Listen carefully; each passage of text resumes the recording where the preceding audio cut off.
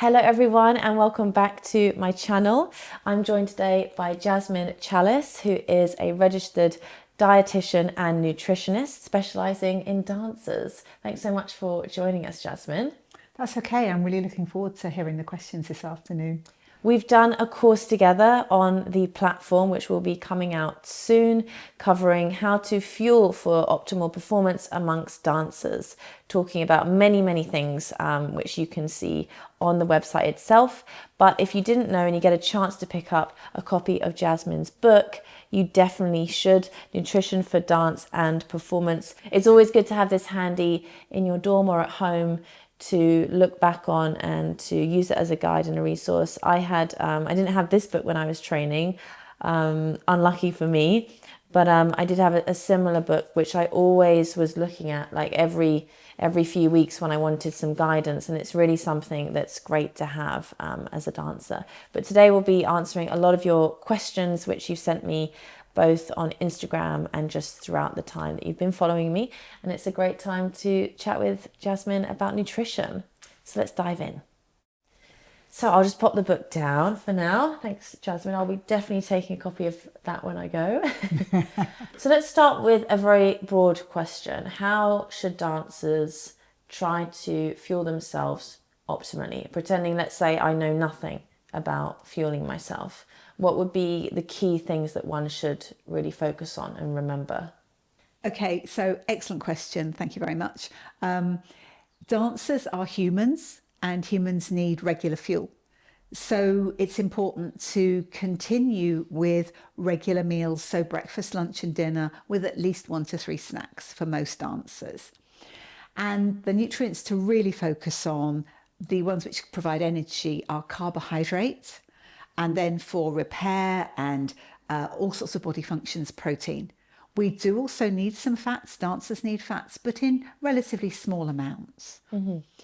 So with carbohydrates, that covers sugars and starches, ideally more from the starch group, because those are foods like bread, pasta, rice, and so on, which bring a lot of other nutrients along with them.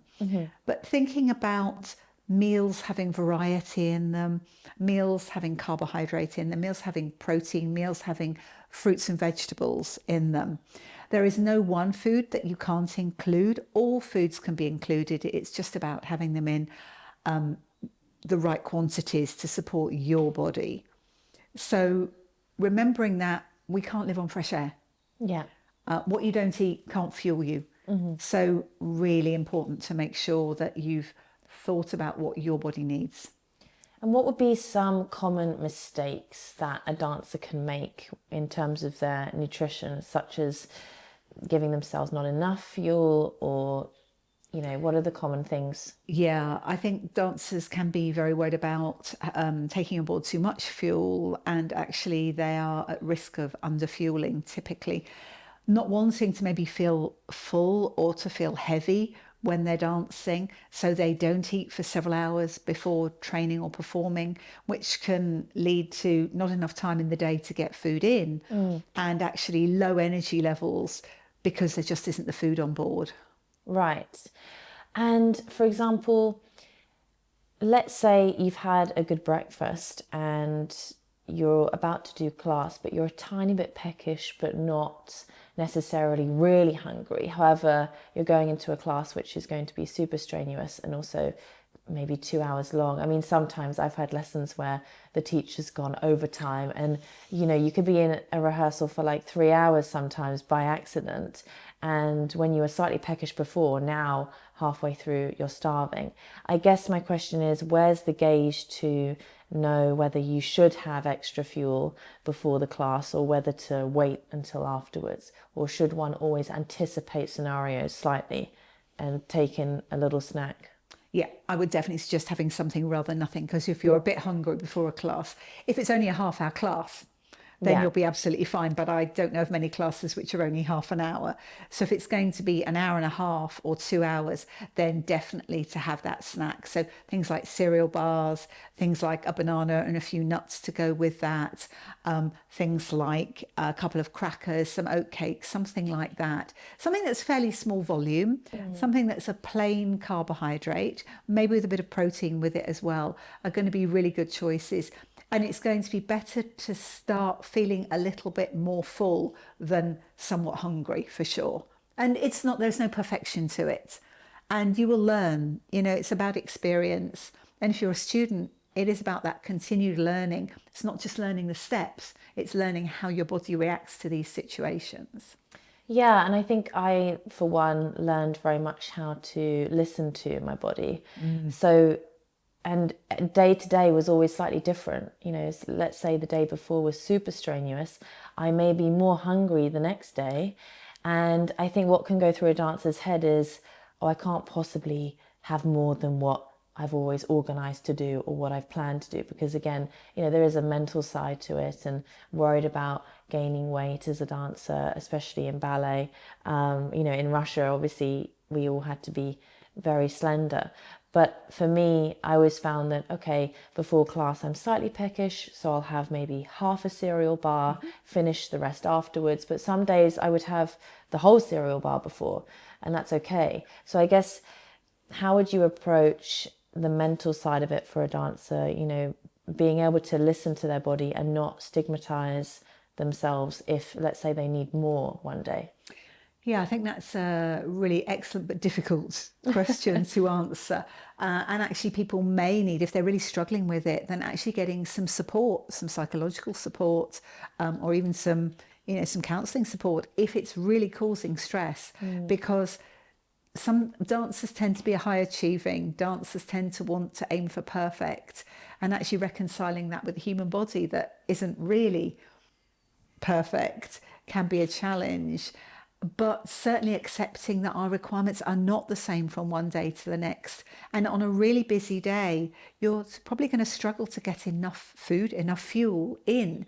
And therefore, on the next day or 2 days or 3 days, you may be more hungry. And also for females going through a menstrual cycle, appetite will vary through that.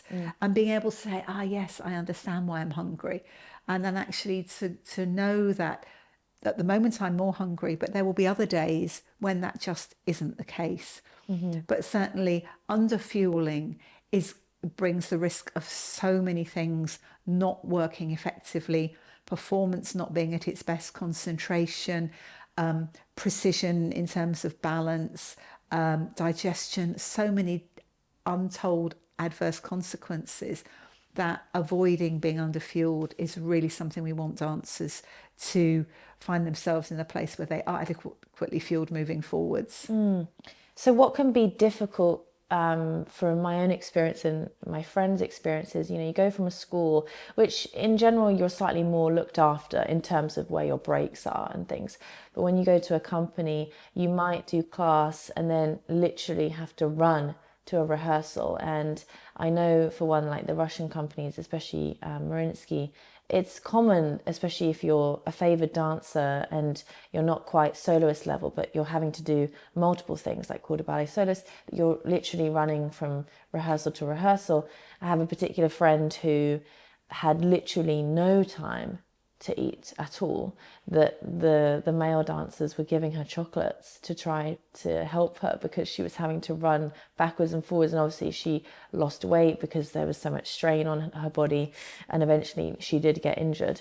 But in scenarios like that, when you've got literally no time to sit down and have a meal, barely have time to like chew a banana, what would be your best advice for making sure that you're getting adequate nutrition, not sort of at risk of getting injured or malnourishing yourself? Yeah, I mean, I think that's where the morning before you start dance is absolutely crucial. So you might have to pre-fuel a little bit more than you otherwise would, making sure maybe you have eggs on toast, rather than just even a good porridge, you might actually want to have a bigger portion of porridge made with a high protein version of milk, so either regular milk or a good plant milk like soy milk, with nuts and seeds and fruit, but a really good bowl, or as I said, eggs on toast. You may need to bring your lunch in and actually have half of it before you start. Depends on what time your day is starting.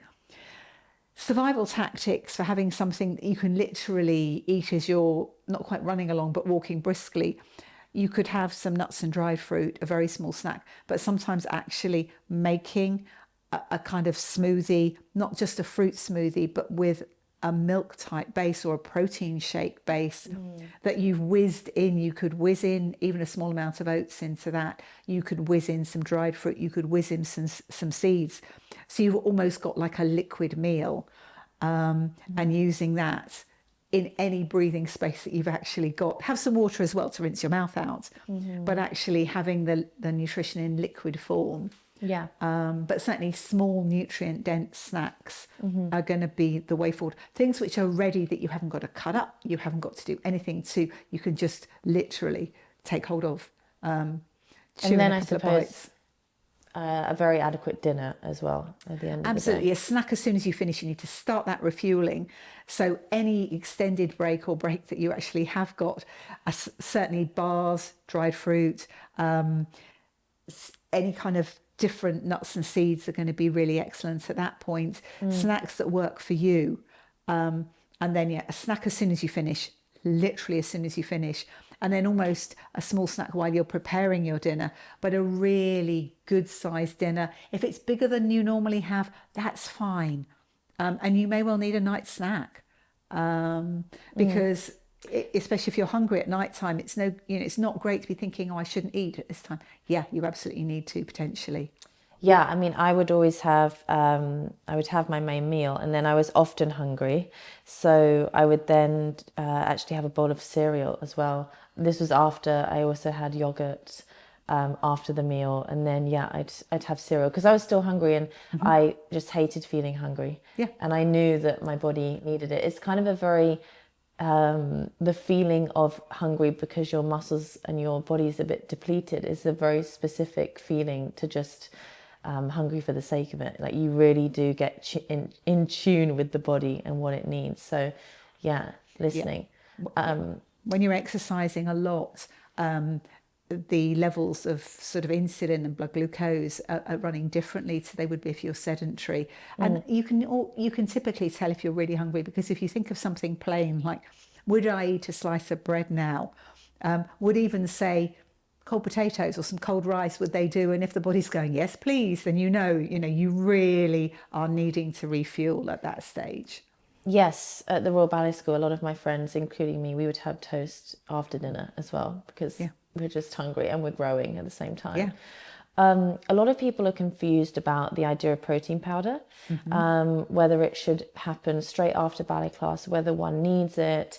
I think there's a range of people who connect with me. They're people who are in full-time school or full-time company, so they are dancing 6 to 8 hours a day, and potentially, yes, it makes sense for them to have protein powder.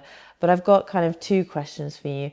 One is, should someone who's a freelance dancer who has a completely different schedule, often they just have an open class, which is not super intense, it's an hour and a half, and they may not really have anything else, maybe a gym session, should they prioritize protein powder? And my second question is, should protein powder or a protein shake ever replace a meal, or should it always be looked at as a snack or something as in between a meal? Obviously, you mentioned the scenario of there's no time, so sure, it could make sense, and you can chuck in more things in there, like nut butter and stuff like that. What's your stance on the protein? Yeah, so protein powder can be useful. There's a great message that we can take from the sports world, which is food first, but not always only food. So because foods which are rich in protein aren't just pure protein, they're going to come along with some minerals, some vitamins potentially.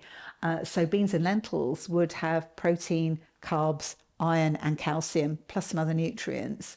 Meat is going to have B12 and iron associated with it. Fish may well have iodine or omega-3 fatty acids. So, and tofu is a great source of protein, but also some other plant chemicals. So each protein brings with it different additional benefits. Whereas if you have a protein powder, it's likely to be just that protein. So you are narrowing the range of nutrients that you get. So I would always advise to get as much protein from a range of protein-rich foods in your diet, and then use the protein supplement as a supplement. Because if you're having that as a meal, you're not going to be getting the carbohydrates, you're not going to be getting the fruit and vegetables, you're not going to be getting any source of fat in there, unless you are literally making an action-packed smoothie. Or even the calories. Yeah, or even the calories, because protein isn't going to be supplying calories for energy. We really want to use our protein for repair. We don't want to be using it as an energy source. Yeah. So realistically, using the protein close to training is good, but the training window is bigger than we thought with regards to protein. So don't panic. Getting carbs in quickly after training, yep, really important. But protein, you've got a slightly longer, you've got several hours basically. So it's not so time critical.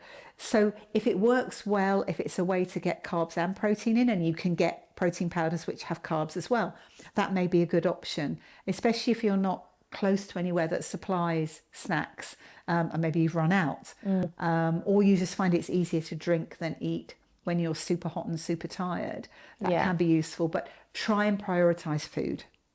Yeah, because in my mind, if I was a freelance dancer who was just doing a drop-in class in a gym session, I wouldn't see the need in this supplementary food. I would try to just have a proper lunch, because also most of the time you have the luxury of planning your own schedule, and you can plan in a proper lunch with salmon, with chicken, or whatever alternative. Yeah. Whereas when I was training and performing like 6 to 8 hours a day, when you need almost additional food, like additional protein, because sometimes it's hard to get enough. Yeah. That would be a scenario where I'd think, where I would have protein powder, a shake, and a lunch, Would you agree in that? Yeah, I think, and the other thing would be, maybe if the freelance dancer is trying to build up strength and is actually doing some really quite heavy duty strength training in preparation for some upcoming work, then they may well be trying to take a little higher protein intake than they normally would,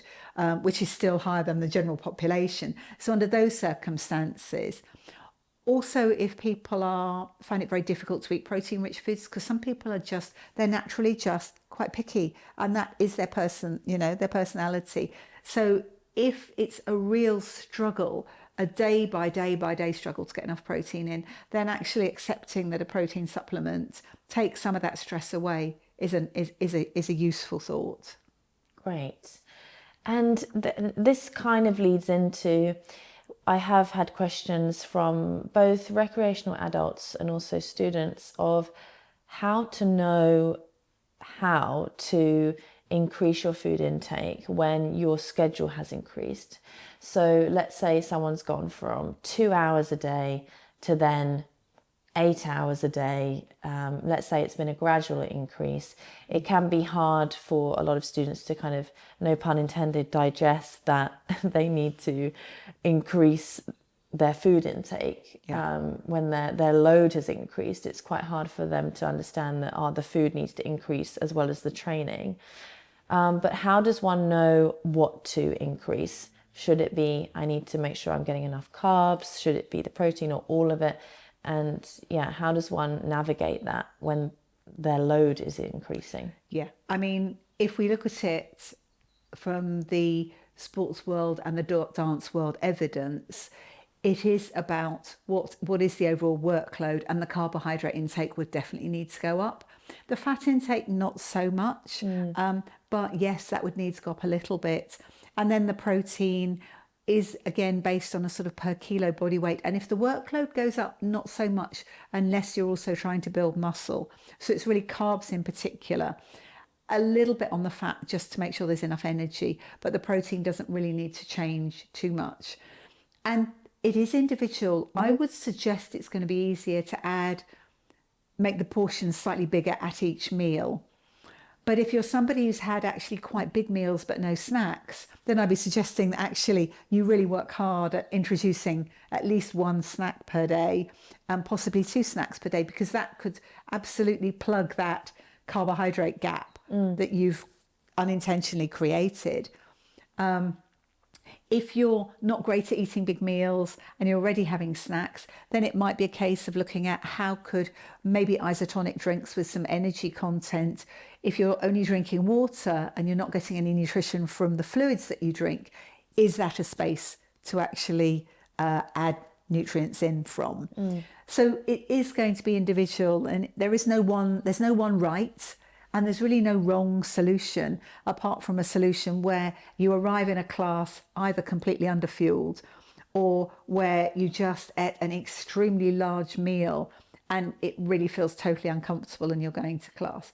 Having said that, those with high requirements, and certainly when I've worked with male dancers and male students, actually they know they have to go into classes and rehearsals feeling quite full, because the bulk of food that they have to eat is quite high.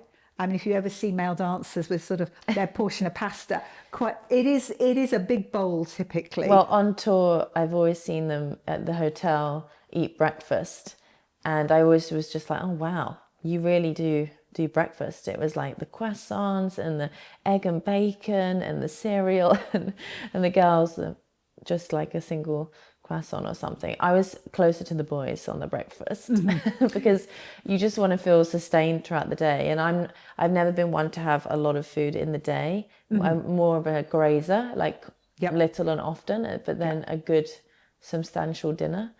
Yeah. Yeah, and I think if you are somebody who tends to be more little and often, it's making sure that you maintain the quality, because it can end up being only the carb-rich foods, and actually it may be a challenge to get the proteins in then. So thinking about, can you take maybe some cheese, which could be low fat cheese, but actually cheese is still really useful, some cold meat, even some cold tofu, something like that, a bean salad, a bean and rice salad, so that you've actually got some protein in with your carbohydrates, to have in small amounts and often. So that actually you don't find that you've sort of swung your intake to one type of nutrient over another. Yeah, and I actually think that's a good reminder that sometimes, people can look at that kind of meal and think like, gosh, that's a bit hefty. But there have been many occasions I've brought a huge lunch in and just been like grazing on it throughout the day, because then it's giving you the substantial energy, but slowly, and you're not eating so much that you need to have a nap, for example. You are getting the nutrients. Yeah, and it's going to be far better than if you did the same as kind of sweets and crisps and chocolate and cakes and biscuits. You could meet the same energy content, but you most certainly would not have the same amount of protein in there, and also the quality of the amounts of vitamins and minerals. So it's absolutely brilliant to bring proper food, but maybe split it into quarters or even fifths or sixths if you're having something every hour, whatever your schedule is going to allow. But yes, splitting food up and that changing from one day to the next is absolutely fine. Let's talk about fatigue a little bit. I've got a couple of questions, but one of them is, a lot of people have also got in touch with me about this when they knew I'd be asking you some questions. What's a sign when you've had a meal and it's making you more tired? Like you've eaten and then you don't feel energized, you feel fatigued. Is there a particular reason why that could be happening? Is there something wrong with the ratio of what's going on in the bowl? Let's focus on breakfast maybe, like the pre-class meal. Could that be an intolerance of some kind, or could it be the portion's a bit too large, that it's too much for the body to digest, therefore they're getting a bit tired? What scenario and what possible issue could be happening there? Oh, that's a lengthy, fascinating, brilliant question. I think the thing with intolerances is it's so difficult, and testing for intolerances isn't possible. So there is no easy way apart from cutting a food out and then reintroducing it. And if somebody does find they've got intolerances to really major foods, actually getting professional help from a registered dietitian who works with dancers, because once you cut foods out, you can end up actually unintentionally with a deficient diet.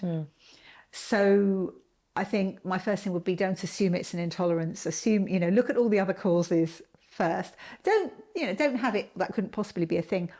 But intolerances are more likely to cause gut issues, I think, than energy. I think portion size is definitely one thing. Certainly if you have a large volume of food, blood is going to go to the stomach, and therefore it isn't going to be quite so available to the brain and the body. But training generally actually allows you to have both things going on at once, because the body is adaptable. It's very adaptable. Once you're exercising, then actually the body is quite good at fueling and making sure the blood flow is there for muscles as best as possible, and digestion will tend to slow down. It may be just lack of sleep and then relaxing. So it may not be there's anything specific about the food, but maybe you've only slept 5.5 hours. Yeah. And then you eat something and all of a sudden you're not running on adrenaline. Could hydration be an issue as Hydration could also be an issue, absolutely, because energy is certainly, if you're dehydrated, you will feel more tired. So maybe it's actually you're finally putting in food that's wet and you're finally getting some fluid in there, but at the same time, your body's just saying, oh, thank goodness. But you've been dehydrated all morning. That's going to be very tiring. It really is. Yeah, I think signals from the body are really important. Like for me personally, if I was training heavy and if I had trained heavy the day before and then I woke up and had breakfast, more often than not my body craves like a hefty amount of carbohydrates, in the morning, because potentially it's trying to prep for further exercise that it thinks I might be doing, or even recovering some of the glycogen lost. But then, there are some days that I'm not training as much, and if I was having that same amount of carbs, I may actually then feel like, oh my gosh, I feel sleepy, into that carb coma that people mention. So I guess it's, again, knowing your signals as to when maybe I'd have an extra handful of oats, and today, I don't need as much, and being able to be more aware of that. Yeah, I'm not sure there's a great deal of scientific evidence on carb comas, but certainly I think it is about, what are you asking your body to do? And really what you've actually summed up very nicely is thinking about what is it my body needs today? What did it get yesterday? What message is it giving me now? And what workload have I come up today? So it's actually engaging. And the more you engage and plan, the more likely it is that actually you'll get the balance right. And not avoiding foods, because certainly if you avoid anything, so if you say to yourself, I'm not allowed any cakes or biscuits, I'm not allowed anything with any sugar in it, it's likely that you are going to be feeling deprived. And also, depending on how big that blanket ban is, it may be that you're definitely underfueled. So when you finally do have those foods, then you probably will overdo it. And then your digestive system is going to be struggling because all of a sudden it's got a larger amount than it's used to. And it will cope. The body always copes, but it's not going to feel great while that process is going on. And then there's that situation after class when you've done your 2-hour ballet class and, it can be ridiculously intense. I would often have to come out of the classes at school and have to sit on the sofa outside the studio for a good 10 minutes to just recover from what just happened. But I learned very quickly that there was a very small window afterwards that you are supposed to fuel and get back some of that glycogen, some of that. Yeah. Tell us a bit about that. So to avoid what we know fatigue. is that getting carbohydrate in and actually the slow acting stuff at that point isn't quite so ideal as actually something that's a little bit more speedy. But within 45 minutes to an hour is going to be really good. After that, glycogen will still replenish, but it just doesn't replenish as fast. So if you've got back-to-back days of training, you really want to start that refueling as quickly as possible, because that is when the process is optimal to do.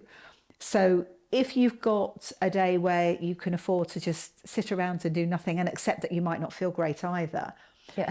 then don't worry about rapid refueling. But if actually you want to get your energy levels back up and that muscle glycogen refueled as quickly as possible, then refueling as quickly as you can and using drinks with some carbohydrate in, so potentially some sports type drinks. You can make your own, so 50% fruit juice, 50% water with a pinch of salt. Commercial drinks, there are a number of recipes that you can find out there, or there's a couple in the books that you can just adapt them. But so you can use liquids and solid foods depending on what you're actually able to manage. But the practical point is that you need to have them handy. So as soon as you finish, you're not thinking, oh, I haven't got anything with me. Oh, the nearest place I can get something is half an hour away. By the time you've got changed and got there, you probably have missed the best of that window. And is there a particular amount of carbs or sugar, Yeah, there is. Would you call it glucose? No, I would say carbohydrate, yeah, because carbohydrate. carbohydrate. There is a recommendation get. of roughly within that sort of first initial window of around about 1 gram per kilo, roughly, that you weigh, body weight. So it's probably, for most dancers, it's going to be the equivalent of, say, a couple of bananas. By the way, there is no problem with eating loads of bananas, except for the fact that you're probably going to get bored with them. Yeah. But a banana and a cereal bar, for example, or a meal, or even a sandwich that's got something like say, a high fruit jam in it. Those are obviously slower digesting, though, than, say, a juice. A juice would definitely be the really quick way to do it. But the others, you get some digestion does start to happen in the mouth, so you're not going to get full replenishment. But the body doesn't seem to be so picky. It's not like at the hour or at 45 minutes there's a cut off and the body goes, no, it just sort of, it impenetrably slows down. But drinks are going to be useful, and often you need extra fluid anyway. Yeah. So for me, when I really got into this myself, I would make sure straight afterwards I would finish my electrolyte drink and probably have some juice, and then that was immediate.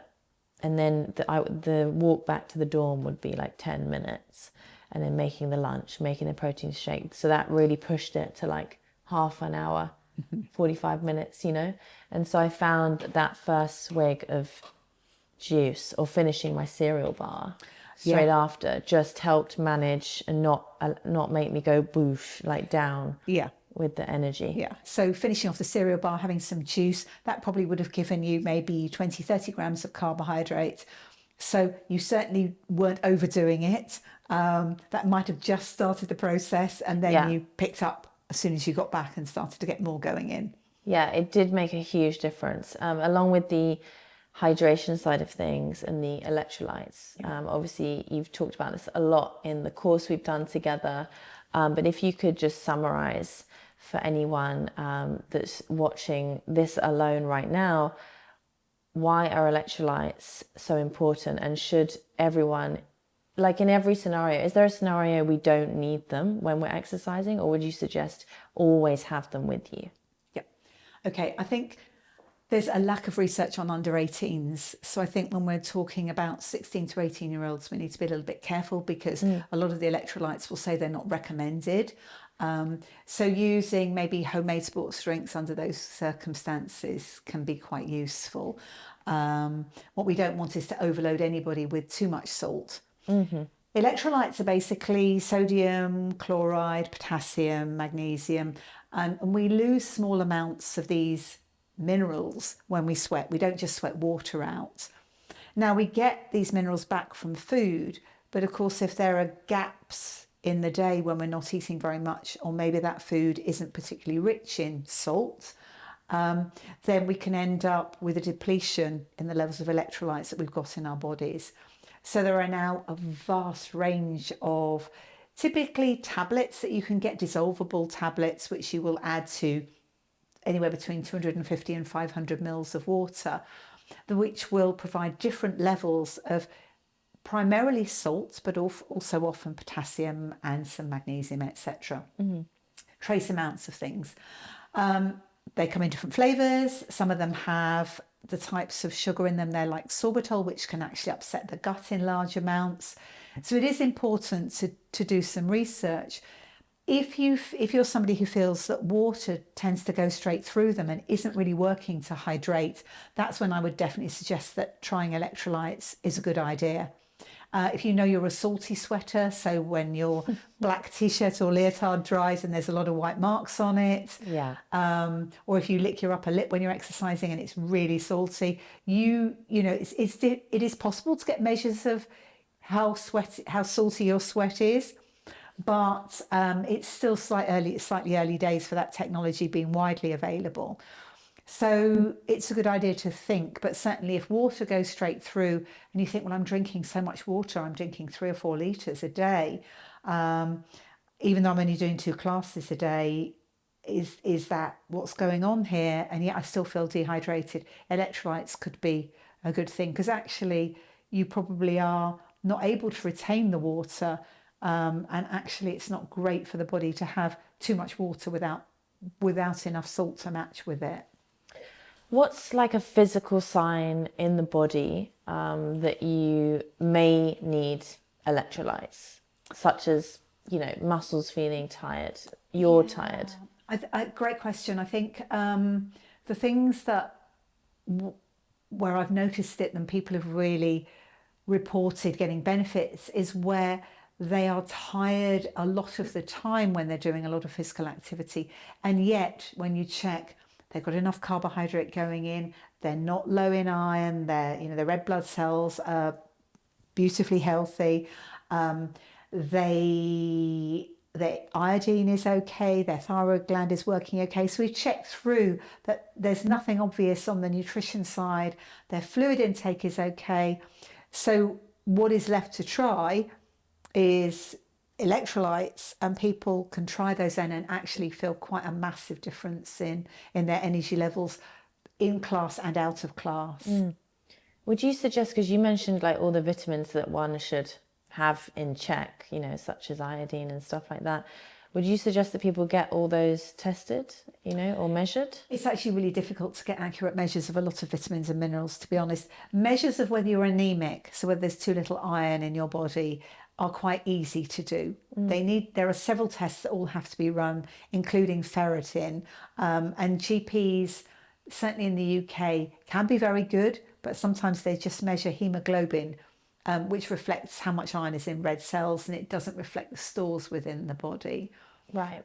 They'll generally check thyroid function, but some of the other minerals, some of the B vitamins, it's quite difficult to measure accurately because of how they're distributed within the body and how reliable the tests are. So I think discussing with your GP, if you are feeling more tired than you expect, is a really great option. Explaining, yes, you're very active, but you're more tired than your peers, is important. And then they will generally run a barrage of tests. Vitamin D is the other one we haven't mentioned, that actually that can impact on energy levels as well if you're vitamin D deficient. And it is the vitamin that through winter, whichever hemisphere you're in, we are all advised to take a supplement, and through the summer if we don't actually get much sunlight exposure. Yeah, and ballet dancers are often indoors, trapped in the studio for hours on end. Yeah. Let's now talk about rest days, because often a dancer in their mind thinks, well, I'm doing next to nothing on my rest day in terms of physical activity, therefore I don't need to eat as much or fuel as much today because I'm expending less. Whereas when I was very into nutrition at school and everything, I was reading how athletes tend to see a rest day as their total day off, and they eat whatever they want, however much they want. Also because, often with their routines, they could be very strict. So it's seen as also just a mental break as well. Enjoy whatever you want. That's not there to literally fuel your muscles like a horse. But how would you approach that specifically to ballet dancers? Because obviously with ballet dancers, there's a mental side to it. They're expending less one day, and so they think, well, I can't possibly eat more today. I know a lot of students probably are at risk of thinking this way. So how would you approach rest days? Yeah, I think it's very much that, have you been able to actually fuel adequately through the active days? Because you haven't, it really is a chance to catch up, which is how you took it. It's certainly a time where if food takes a little bit longer to digest, it really doesn't matter too much, because it's not like you want to have your stomach more empty for doing the training. And there is no good or bad food. It really is about being able to enjoy everything. But if you're depriving yourself and you're hungry during that rest day, then you're not putting enough fuel in. And yes, it's a fine balance. If you fueled fully through the previous 5 or 6 days, then the rest day, it's about being able to listen to your body. But one thing that can happen is, if maybe you decide that also you need more sleep because it's the one day you can sleep more, and then you sleep in and you miss breakfast, actually then you've got a smaller window of time to put the food in. Yeah. So you could actually end up falling behind. And I think it's remembering that food is fuel. It should be enjoyable fuel. Definitely, it should taste great. But it's not about restricting. It's not about trying to deprive your body. It won't be able to perform for you if you don't give it enough. So I'm not suggesting that somebody goes out and buys half a dozen donuts and eats them all back to back. I mean, if somebody said that's what I really want to do, I'd say, okay, I'm not sure you're going to feel great after that, but you absolutely can do that. And it's a learning point to see what happens on the back of that. Because I think actually, if your body says, I really need 6 donuts, you should do it and try and see. Personally, I would think less than that, but actually have a proper meal would be a better option. Yeah. But certainly not going into a state of deprivation. I think there's a risk that dancers underestimate what their bodies actually need just to tick over. And I think, athletes, you probably read it as well. The magic is in the rest days. That's when when muscle fibers are being created in rest time. It's not happening specific while you're dancing. And so there's so much refueling to be done and repair work to be done. Don't forget that actually that needs energy. 24 hours a day, we're breathing, our heart's beating, our lungs are working, our kidneys are working, our core temperature is being maintained. That actually needs quite a lot of fuel. And I think people often forget that. They think they're a bit of a robot that at night you switch off and fuel requirements are very minimal, which isn't the case at all. Yeah, it's great everything you said, and it kind of clarifies what I did in my own experience because, for example, the rest day in my mind, I thought about what I've just done the last week. It has been so strenuous. And I did sleep in on the Sunday because we only had Sunday off. And so we'd done 6 days. And I slept in till like 12 because I was also quite young and you tend to sleep in a lot, especially if you've had a strenuous week. But then I would wake up and have a ginormous breakfast, like it would be breakfast and lunch together. And it would be loads of things like croissants, eggs and toast and fruit. I used to enjoy having like a massive orange as well, and just loads of things. And then I'd have a really kind of treat dinner, like sometimes a pizza. But it was also kind of thinking ahead, like tomorrow I probably will feel a little bit kind of different to how I feel usually. On the Monday I always felt a little bit loose anyway in the muscles, just how it is when you have a day off.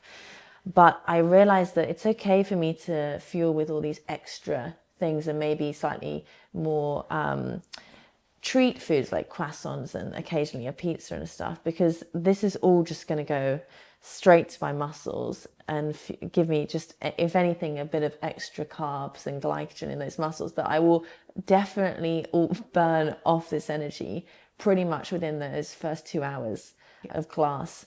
So it's kind of removing I know a lot of people have guilt behind treating themselves or just listening and doing what they want on those rest days. And I think for me, I listened to what just happened the week before, and I was planning ahead and thinking, right, there's no problem of really fueling up today because there's a really intense week coming. Yeah, I mean, you're refueling and pre-fueling all in one go. Right, And yeah. actually, if you restrict on that day, you're going to go into Monday with your carbohydrate stores Yeah, and depleted get tired quick. and get tired super quick and be thinking, well, I obviously, didn't rest enough yesterday, or maybe I should have trained yesterday. Having a rest has left me more tired when actually it's the fact that you didn't refuel. And I think, I can find pluses and minuses to any food. And I mean, things like pizza, yeah, they're slightly higher in fat, but actually cheese is a good source of protein. Depends on, how much cheese, how much base, but also you can get veggies on there. It's not so much what there is as partly what isn't there. But if you're enjoying a range of different foods and they're just different to what you'd normally have, Yeah. that's going to be fine. Because some of that is mental as well, just actually switching off and having a change. Because much like when your routine is so sort of regimented, and if what you eat is very strategic for fueling and recovering, it can, it is very strenuous after a while. And it's just for a mental break to be able to say, right, I just want something completely different. Not really thinking what's going in. Yeah, I mean, having, what is your body saying that it Yeah. would really like? And it is that balance always for dancers and human beings, actually, dancers as humans, that what the body wants and what the taste buds want aren't necessarily coinciding. And we are hardwired to like high fat, high sugar, high salt foods. And we don't necessarily need as much of those as the taste buds would like. The taste buds might be saying, eat the 6 donuts, whereas the body's going, not sure that's quite your best option here. Yeah. So it is getting that compromise of sort of using the wise adult part of your brain to go, what do I really need here? What's going to be enjoyable and not leave me feeling unwell because I have had so much fat and so much sugar all in one go. I mean, I'm, sort of thinking a very large portion of fish and chips followed by a large amount of cake and some sweets. That is going to be quite hard to digest. And you probably aren't going to be feeling it at your best. So, but if you do it, don't feel guilty about it. Yeah. Do it and go, I did it, and either I did enjoy it or I didn't enjoy it, or, how was it? Food, there's no morals to food. Food is not going to judge you. It really isn't. It's what we do in our own heads. So actually that being able to say all food has its place. It's not that you can't have things, but it's about where do they best fit in and how do they best work for you. So let's touch on the mental side of things now with food, because obviously ballet is a very aesthetic sport, you could call it. We stare at ourselves in the mirror every day, looking at our bodies, and we're not always surrounded by people who necessarily support that journey. For example, a teacher can be quite a mean teacher sometimes, and the environment can be relatively toxic. Unfortunately, that's quite a common occurrence. How would you approach, or what's your advice actually for schools and teachers? Let's say, from their point of view, if a student looks like they have a problem or an issue, be it they're underweight or let's say they've gained some weight, what would your approach be in terms of how to address that problem? Because a lot of teachers, especially I think in the olden times, would just say it out loud in a very aggressive way, which obviously can give the students psychological issues that they take with them for years later. So how would you, what's your advice to the schools? I think that's a big topic there, but I think schools and certainly companies are now trying to work to a place where a teacher does not discuss weight, shape or food with the students, so that it wouldn't be done directly by a teacher. So if a teacher has concerns, it goes to the health team. So where you've got potentially a dietitian who's experienced in working with dancers, you've got a psychologist or a therapist or counsellor, and you've got somebody who is distanced from that teacher, who's not going to be directly judging that student potentially, so that it can be a team decision of, is this a reaction that actually, is this a concern that needs addressing? It may be that actually the medical team are aware of something. Maybe somebody does have a thyroid problem. Maybe it's being investigated, maybe it's being treated. So actually commenting on that person's change in body composition, body shape is unnecessary, and it's unhelpful. Because the teacher may well not know what is going on. And certainly as a first line, you would always want to find out, is there a physical cause here? Is it a psychological cause? Is it both? What's actually happening? And I mean, with when growth is happening, growth doesn't happen linearly. Yeah. And puberty can kick in at so many different ages, and there's work done by that, done on that topic. So there's been, there are chapters written in books, and it's an area that is really starting to be researched. So depending on what's happening, has somebody had a growth spurt and now their body's catching up in terms of laying down some body fat if they're going through puberty to achieve normal health, or has somebody just been underfueled for a bit and now they're catching up with that? It's really best if teachers aren't involved in that, but it's really difficult if dancers are on the receiving end of that. There is some work being done actually trying to work less with mirrors. And actually, even teachers who are diehard that they wanted mirrors used are starting to go, do you know what? Actually, there are benefits to the teaching and for the students. Yeah. So change is on its way, hopefully, you think? I don't know. I think, especially at the Vaganova school, all the studios are sloped down because the Mariinsky is sloped. And so it's impossible to face a different way, because otherwise you'd be looking up, like uphill. The weight placement is different, so you'd always have to face the mirror. But I think it's never something to rely on anyway. Like, even though the mirror's there, you have to train yourself to have much more, for many positive reasons, to have more sense of the body rather than actually relying on physically looking at yourself. But there are a lot of people, including myself, who are not attached to a school. So when I teach a student, it's, let's say we private coach, I will be the one who will have to have these conversations because there is only me. And so I think in those scenarios, obviously, there's a way to, I always think of myself as being like on a level with a student, like we're friends, I'm here to support you. So it's kind of having that kind conversation that's it's still a very, almost like I'm asking questions. Totally. It's absolutely about that. It's that compassion. How are things for you? Yeah. How is your body feeling Not to you? deciding that you're this, you're that, when I don't actually know. You don't know. You don't know what's going on for them. And actually, I have never yet met a student who, if their weight had, for whatever reason, gone above where it had been, wasn't aware of that, and either was understanding what was happening or didn't understand what was happening, but either which way they were 100% aware of what was happening. So it's actually, do you need support to manage what's happening? Have you suddenly had your catering arrangements change dramatically, so you're having to live on fast food that you didn't normally live on, and you're not getting the vegetables and fruits, so you're finding it difficult to regulate your intake, for example. So that could be one thing where actually it's even outside your control, but it won't be outside your control forever. So it's trying to have that conversation, not making assumptions that somebody is, I was going to say eating badly, but eating inappropriately for what their requirements are currently.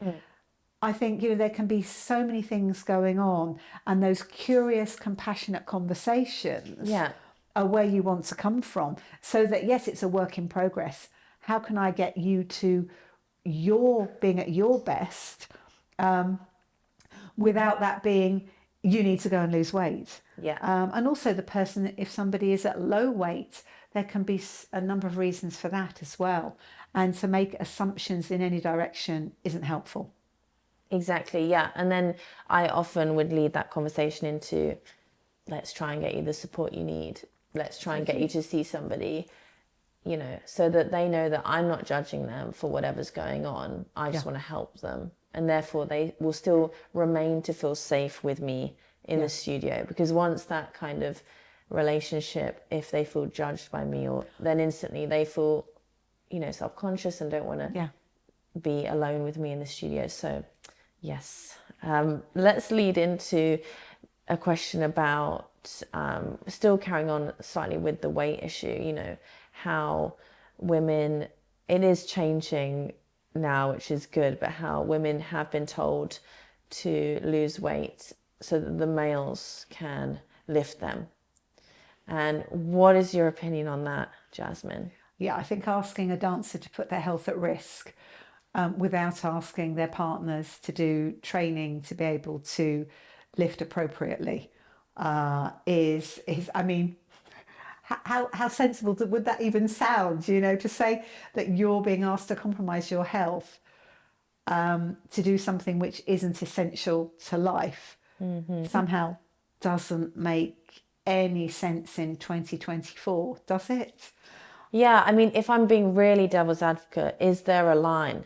Like, you know, is there a line when actually, you know, the boys actually can't, there's this dancer in front of me needs to address something that's going on. I mean, you need a strength and conditioning expert rather than me to Yeah. answer on that one. But if you look at the data, if you look in Claire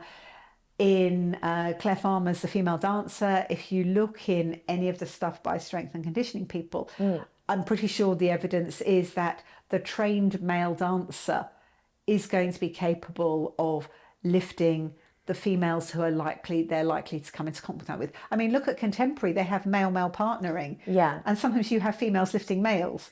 Yeah. So I think we have to remind those people who are suggesting that females need to be It's very unlikely. like, yes, it's pretty unlikely. Yeah. And actually, it may be about how the lifting technique and the partnering techniques. And that isn't my speciality at all. That will be more, you know, you could maybe comment on that actually the female may need advice on how it's best to be lifted. Yeah, for sure. You actually have to help them go into it, as well as pirouette. You know, there are the ones who you can see the males literally turning them, and the ones who are just kind of holding because the female's got that force. It's the same with lifting up. You have to actually help them, otherwise they're almost lifting a dead weight. Yeah. You know, But if you if you were lifting a dead weight or somebody who is really helping and there's only going to maybe a few kilos difference, actually that it's not the weight that matters. It really isn't. And weight is a number. Weight represents 60% of what we are is water. Another question is, you know, I'm a very tall person, nearly 5'10", and I was often in classes where dancers were super small, and it can almost feel, for students out there who may be feeling a little bit of peer pressure or thinking, oh gosh, I'm a taller dancer, I'm needing to eat more than this smaller dancer, or I'm going to weigh heavier than my peers. You know, I've told you before how the smaller boys wanted to practice on me to lift me, which felt mortifying at the time. I did not know how to mentally cope with that. Like, oh, it must be because I'm heavier. How would you then just rationally, if you were to give advice to a young student who's, let's say, taller, how to approach their body in comparison to likely many of their peers who are smaller? Yeah, I mean, from my nutrition background, if you're taller, you're going to have more bone, you're going to have more muscle. So your weight is generally at some level in proportion to your height. So if you try and weigh the same as somebody who's shorter, you're likely to be compromising your health. It does depend on frame size. There's a whole load of other, you know, other factors to be considered. But I think it's, are you able to be supported by your teachers to actually use your height? And we can't change it. I can't change my height, you can't change your height. So it's how do we work with that? But accepting that it isn't a number, the absolute number on the scales with weight doesn't, as I said, it doesn't reflect who you are. And you could have you could have two dancers the same height with the same weight who actually look very, very different because they've got different amounts of body fat and muscle, and different frame sizes. So everybody is individual. And if you are tall, it's probably about getting the support if you are much taller than everybody else. Yes, you're much taller than everybody else, and pretending you're the same height isn't really going to be a thing. Does it matter? I think is really the question. And it's what are the advantages and what are the disadvantages? And again, that's something as a dancer, the length of the levers is going to have some advantages and some disadvantages with regard to dance movement, isn't it? But that body needs to be fueled. And if it's not fueled properly, you're not going to get the best from it. Yeah, exactly. I had a question about performance in terms of a ballet performance, because I've always struggled myself, but I know everyone's very individual. But it's difficult when you have a show at the end of the day and you're performing at 7:30 and knowing where to put that main meal in. Yeah. Because in Russia in particular, a lot of dancers, they wouldn't eat much in the day. And then they do the show and then they'd be exhausted, then be too tired to eat and then barely eat anything, so they're not getting that real proper recovery. Yep.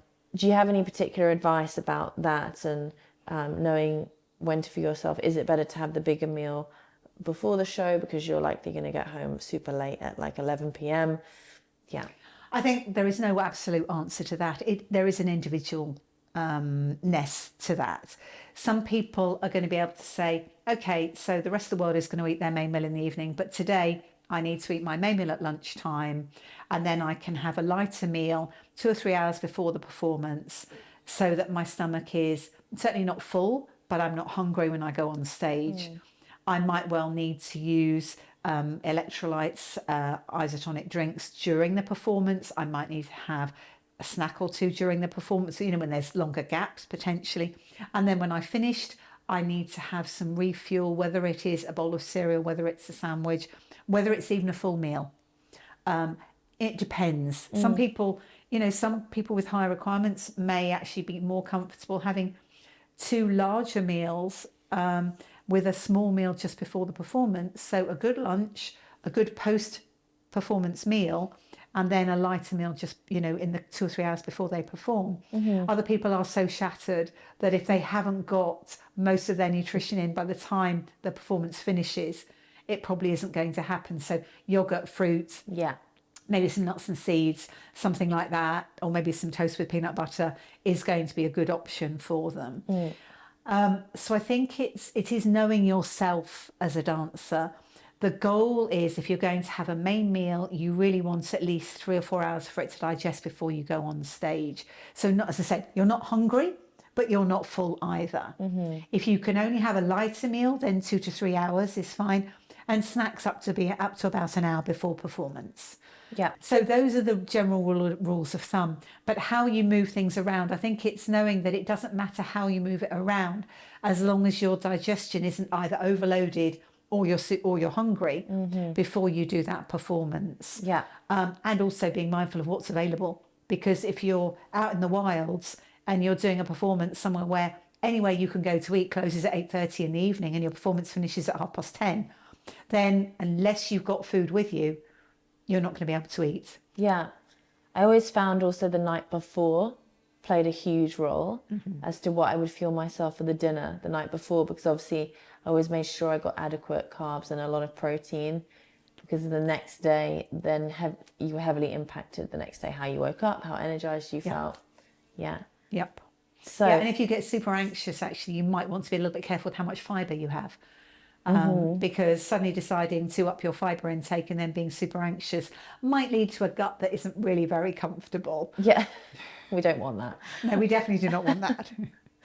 So Jasmine, to wrap up this lovely conversation, can you give advice to the students watching of probably varying ages, ways they can look at their diet and see any holes or gaps where they can make improvements, and just some general advice to take away?